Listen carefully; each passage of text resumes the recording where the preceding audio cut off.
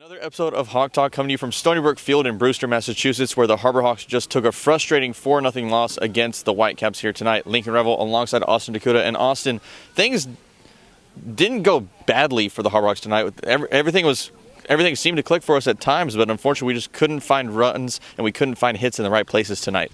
Yeah, Hunter Furtado got the start tonight for the Harbor Hawks. I thought he was pretty effective over 6 innings. He didn't walk anybody. He gave up 3 earned runs and struck out 4. So it was a pretty solid effort for him for the starting nod for him tonight. And it was a good all-around game for him. And Sam Beck picked him up strong through 2 scoreless innings as well. And on the offensive side of things, the Harbor Hawks have struggled to get some runs across the plate.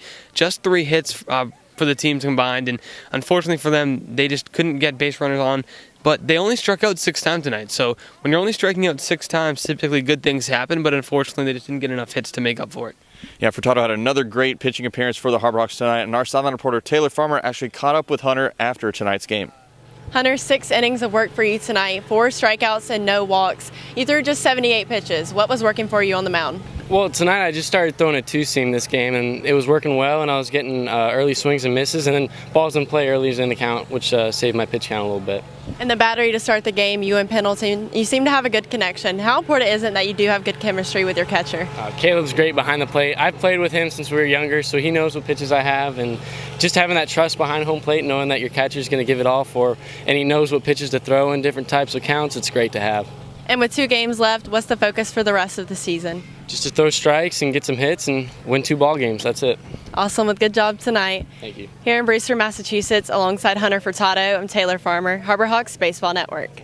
Now, after the frustrating loss tonight, the Harbor Hawks are going to travel back to McKeon Park for our final home game of the season against the Bourne Braves tomorrow night. And for that battle against the Braves tomorrow, we've seen some great games against the Braves all season long. What do we have to do tomorrow to come out with our first win against the Braves?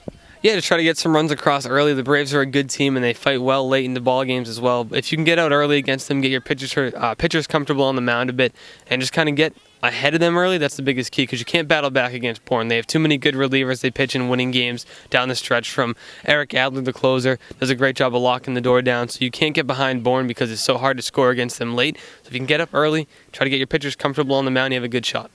The Harbor Hawks coming back to McKeon Park to face the Braves tomorrow night. That'll be a 6 o'clock start on the Harbor Hawks Baseball Network. But for now, for my broadcast partner, Austin DeCouta, I'm Lincoln Revill saying good night and thank you for watching this episode of Hawk Talk.